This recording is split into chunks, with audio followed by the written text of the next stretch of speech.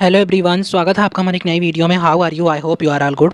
दोस्तों, आज की इस हम वीडियो में सीटेट के प्रीवियस ईयर क्वेश्चंस को सॉल्व करेंगे, क्योंकि आपको पता है कि सीटेट के एग्जाम में previous year questions paper solve करना बहुत ही ज़्यादा इंपॉर्टेंट होता है और इस एग्ज़ाम को क्रैक करने में प्रीवियस ईयर क्वेश्चंस पेपर बहुत ज़्यादा हेल्प करते हैं। तो बिना देरी किए वीडियो स्टार्ट करते हैं। चलिए बढ़ते हैं क्वेश्चंस की तरफ और देखते हैं किस किस तरह के क्वेश्चंस पूछे गए थे प्रीवियस ईयर में। ये रहा हमारा पहला क्वेश्चन। बौद्धिक क्षमताएं जैसे कि कल्पना, समालोचनात्मक सोच और परसंज्ञान की चर्चा परोक्ष रूप से विकास के क्षेत्र के अंतर्गत की जाती है। ठीक है, तो ऑप्शन देख लेते हैं। सामाजिक, दूसरा शारीरिक, तीसरा नैतिक, चौथा संज्ञानात्मक। तो कल्पना, समालोचनात्मक सोच और परसंज्ञान की चर्चा परोक्ष रूप से, फोर्थ ऑप्शन हमारा सही हो जाएगा, संज्ञानात्मक। Next question. विकास सिर से पैर की दिशा में विकसित होता है, निम्न में से कौन सा सिद्धांत इस कथन को बतलाता है? तो विकास सिर से पैर मतलब शीर्षगामी, तो सही ऑप्शन हमारा हो जाएगा थर्ड। Next question. प्रारंभिक वर्षों में निम्न में से कौन सी संस्था बच्चों के सामाजिक में प्राथमिक संस्थाओं की भूमिका निभाती है? तो प्राइमरी सोशलाइजेशन मतलब प्राथमिक सामाजिकरण में ऑप्शन सही हो जाएगा थर्ड, परिवार और पास पड़ोस के लोग प्राथमिक सामाजिकरण में भूमिका निभाते हैं। Next question. जीन पियाजे के संज्ञानात्मक विकास के सिद्धांत के अनुसार किस चरण पर ज़्यादातर बच्चे संरक्षण संप्रत्यय से संबंधित कार्य कर लेते हैं? ठीक है, तो सही ऑप्शन हमारा क्या होगा? पहला संवेदीगामक, दूसरा पूर्ण संक्रियात्मक, तीसरा मूर्त संक्रियात्मक, चौथा औपचारिक संक्रियात्मक। तो यहाँ पर क्वेश्चंस में पूछा गया है कि किस चरण पर बच्चे संरक्षण संप्रत्यय में संबंधित कार्य कर लेते हैं, तो सही ऑप्शन हमारा थर्ड हो जाएगा, मूर्त संक्रियात्मक अवस्था, कॉन्क्रीट ऑपरेशनल स्टेज में बच्चे ऐसा कर लेते हैं। ठीक, नेक्स्ट क्वेश्चन। जीन पियाजे के सिद्धांत के अनुसार संज्ञानात्मक चिंतन में प्रमुख बदलाव किस प्रक्रिया के द्वारा होता है? ठीक, तो ऑप्शन चेक कर लेते हैं। संतुलित द्वारा, संतुलीकरण द्वारा, अप्रमौखिक चिंतन द्वारा, रटकर स्मरण द्वारा, विलंबित नकल द्वारा। तो सही ऑप्शन हमारा हो जाएगा ये तो निगेटिव है, रटकर निगेटिव है, ये भी निगेटिव है, तो सही ऑप्शन हमारा हो जाएगा फर्स्ट, संतुलीकरण द्वारा। ठीक है, नेक्स्ट क्वेश्चन। निम्नलिखित में से किसके प्रस्तावित किया है कि हमारी विशेष मानसिक संरचनाओं और प्रक्रिया को हमारी दूसरों से होने वाली पारस्परिकता से ढूंढा जा सकता है? ठीक है, तो ऑप्शन चेक कर लेते हैं। Howard Gardner, Lawrence Kohlberg, Jean पियाजे, लेवागोस्की। तो यहाँ पर बात की गई हमारी विशेष मानसिक संरचनाओं और प्रक्रियाओं को दूसरी में होने वाली पारस्परिकताओं में ढूंढा जा सकता है। तो ये एक दूसरे से इंटरेक्ट करके सामाजिकरण की बात हो रही है, तो सामाजिकरण की बात जहाँ पर आती है वहाँ पर लेवागोस्की जी होते हैं, तो सही ऑप्शन हमारा फोर्थ हो जाएगा। Next question. लेवागोस्की ने इनमें से किसे अधिगम के सुसाध्य में महत्वपूर्ण माना है? फिर लेवागोस्की के बारे में क्वेश्चन आ गया और हमने जहाँ भी बोला कि जहाँ इनकी बात है वहाँ पर समाज और संस्कृति से जुड़ी बातों को ही आप सही मानेंगे। ठीक है, तो सामाजिक अलगाव, इनाम और दंड, पुनरावृत्ति और अभ्यास, ये तीनों निगेटिव है। ठीक है, और निगेटिव सही ऑप्शन हमारा कभी नहीं हो सकता सीटीपी में, तो सही ऑप्शन हमारा हो जाएगा सांस्कृतिक उपकरणों को। ठीक है, नेक्स्ट क्वेश्चन। लॉरेंस कोलबर्ग के नैतिक सिद्धांत के अनुसार बच्चे किस चरण पर स्वयं एवं दूसरों के कार्यों को आंकते समय जैसे को तैसा तर्क का इस्तेमाल करते हैं?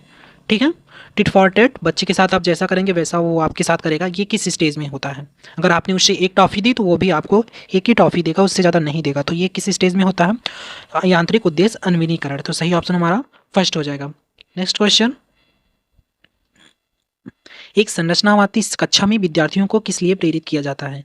तो ऑप्शन चेक कर लेते हैं। अन्वेषण द्वारा सीखने के लिए, बाह्य पुरस्कार पाने के लिए निगेटिव, निष्क्रिय अनुकरण करने के लिए निगेटिव, रटकर याद करने के लिए, ये भी निगेटिव, तो सही ऑप्शन हमारा हो जाएगा अन्वेषण द्वारा सीखना, मतलब करके सीखना, आविष्कार करके सीखना, बच्चे को सीखने के लिए प्रेरित करना, उसे उस चीज़ को करने के लिए, प्रोजेक्ट को खुद से ही सीख कर उसके बाद उस पर थिंकिंग करने के लिए बोलना, इससे बच्चे में संरचनावादी चिंतन को बढ़ावा मिलता है।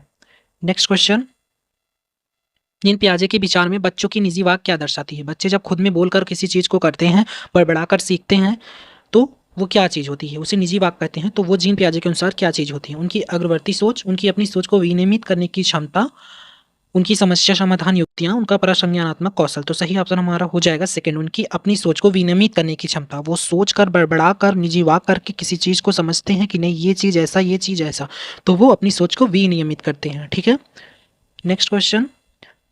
समकालीन सिद्धांत बुद्धि को किस प्रकार अवधारित करते हैं? ठीक है, तो ऑप्शन चेक कर लेते हैं। एक दिशाई सामान्य क्षमता, बहुदिशाई क्षमता जिसके विभिन्न अलग अलग आयाम होते हैं, आनुवंशिकता से ना प्रभावित होने वाली क्षमता, और लास्ट वातावरणीय कारकों में ना प्रभावित होने वाली क्षमता। तो सही ऑप्शन हमारा हो जाएगा बहुदिशाई क्षमता, जिसके लिए विभिन्न अलग अलग आयाम है। समकालीन सिद्धांत में बुद्धि को इसी प्रकार से अवधारित किया गया है कि बुद्धि कई प्रकार की होती है और सबकी बुद्धि अलग अलग आयामों में होती है। तो सही ऑप्शन हमारा सेकंड हो जाएगा। नेक्स्ट क्वेश्चन, एक अध्यापक अक्सर कहता है कि लड़कियां नृत्य में कौशल होती हैं और लड़की विज्ञान में। यह कथन क्या प्रदर्शित करता है? ठीक है, तो जाहिर सी बात है कि किसी चीज़ को अगर आप करेंगे कि बच्चे ये काम नहीं कर पाएंगे, बच्चियाँ ये करेंगी, बच्चियाँ ये काम करेंगी, बच्चे ये करेंगे, तो जाहिर सी बात है वो जेंडर रूढ़वादिता होती है। ठीक है, सही ऑप्शन हमारा हो जाएगा second, gender stereotype. Next question, विद्यार्थियों की सामाजिक और सांस्कृतिक आयामों में संबंधित व्यक्तिगत विभिन्नताओं को संबोधित करने के लिए निम्न में से क्या महत्वपूर्ण है? ठीक है, बच्चे अलग अलग परिवेश से आ रहे हैं, अलग अलग संस्कृति से आ रहे हैं, उनकी अलग अलग विभिन्नताएं हैं, उनको आप संबोधित करने के लिए क्या कर सकते हो? इनमें से ऑप्शन चेक कर लेते हैं। बाल केंद्रित शिक्षा शास्त्र को अपनाना, एक कठोर एवं मानकीकृत पाठ्यचर्या का पालन करना, गलत, ये तो बिल्कुल भी निगेटिव है। यहाँ पर सबको इंक्लूड करने की बात कही है, ना कि एक कठोर और पर्टिकुलर एक सिलेबस को लेकर, एक बच्चे को लेकर बैठने की। ठीक है, मूल्यांकन के योगात्मक तरीकों को लागू करना, बिल्कुल ये भी गलत है, निगेटिव।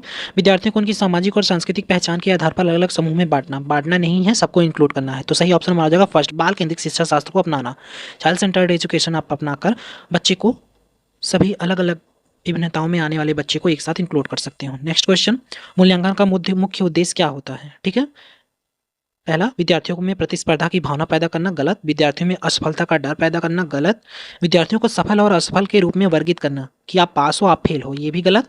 अधिगम प्रक्रिया में विद्यार्थियों की प्रगति एवं चुनौतियों को समझना। तो सही ऑप्शन हमारा हो जाएगा फोर्थ, मूल्यांकन से ये पता चलता है कि कौन से बच्चे में किस प्रकार की कमी है और आगे चलकर उस बच्चे में किस प्रकार के चीज़ों को बढ़ावा देना है। ठीक है, नेक्स्ट क्वेश्चन, दर्शन और रीजनिंग वाले, एक अध्यापक के द्वारा विद्यार्थियों को कक्षा में सवाल पूछने के लिए प्रोत्साहित करना चाहिए। बिल्कुल सही, ये तो जितने बच्चे ज़्यादा तर्क वितर्क करेंगे उतने ही उनकी थिंकिंग आगे बढ़ेगी, तो ये बिल्कुल सही है। तर्क देख लेते हैं, सवाल पूछना समालोचनात्मक चिंतन के विकास में महत्वपूर्ण भूमिका निभाता है, तो बिल्कुल ये भी सही है। तो ए और आर दोनों सही हैं और आर एक ही सही व्याख्या करता है, तो फर्स्ट ऑप्शन हमारा बिल्कुल सही हो जाएगा। ये थे हमारे CDP के 15 क्वेश्चंस। अब आप लोग लास्ट में अपना स्कोर जरूर बताइएगा कि आप लोग के 15 में से कितने क्वेश्चन सही हुए। ठीक है, अगर वीडियो अच्छी लगी हो तो वीडियो को लाइक करके चैनल को सब्सक्राइब कर दीजिएगा, क्योंकि सीटेट से रिलेटेड सारी इन्फॉर्मेटिव वीडियो और क्लासेस हमारे चैनल पर आती रहती हैं। धन्यवाद।